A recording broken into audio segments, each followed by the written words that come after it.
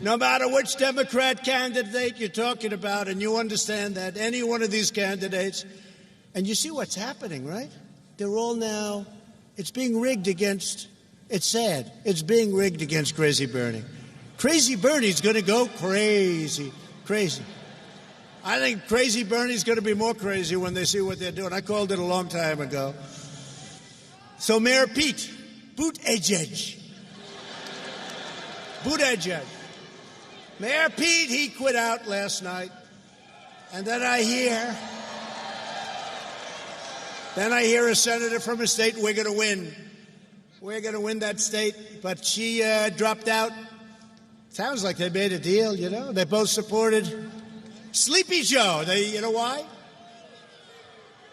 They made a deal. You know why? Quid pro quo. That's why. No good. Quid pro quo. Quid pro quo. They made a deal.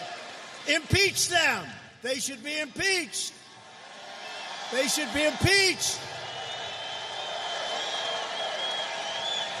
Quid pro quo.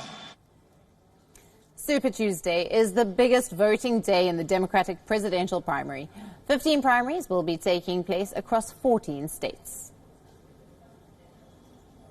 We are joined by WION correspondent Kate Fisher, live with us from Washington, D.C. Good evening to you and welcome. What are you expecting from the Super Tuesday, this biggest election day on the primary calendar?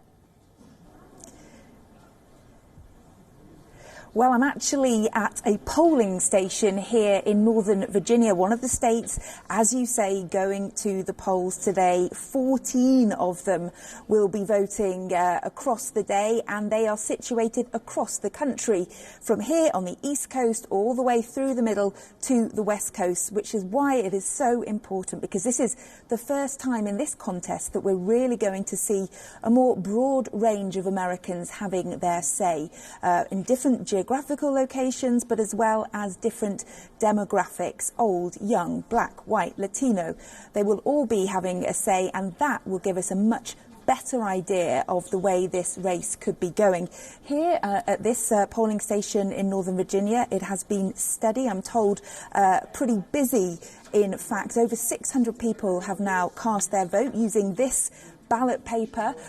They've been coming in as I speak all morning, and they're expecting a lot of the 3,500 people who are registered in this district to be coming today in the 12 hours that the polling station is open, from 7 a.m. until 7 p.m. Here in Virginia, the polls will close, one of the first states to close their polls at 7 p.m. this evening, so we're likely to get results from this state as one of the first states to return those results this evening, as people watch to see who looks like they could become the front runner in the Democratic race. Now, just how much of a boost is the backing of these two ex-Democratic candidates, Pete Buttigieg and Amy Klobuchar, for Biden? I think it's really very significant. Until this point, the race was wide open. There really was apart from Bernie Sanders, who had emerged as the front runner, but the moderate side of the party, the establishment, if you like, was really still wide open. There was nobody competing against Bernie Sanders for the nomination.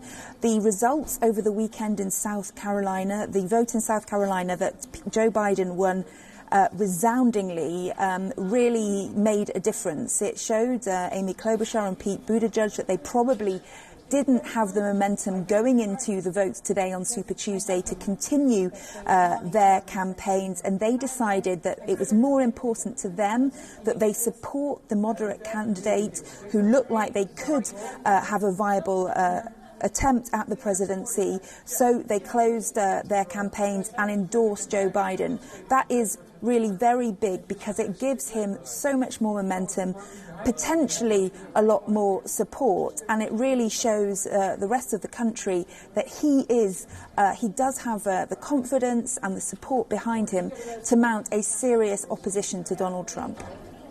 Kate, thanks so much for that report. That is Kate Fisher coming to us live from Washington, D.C. with the latest on the Super Tuesday primaries.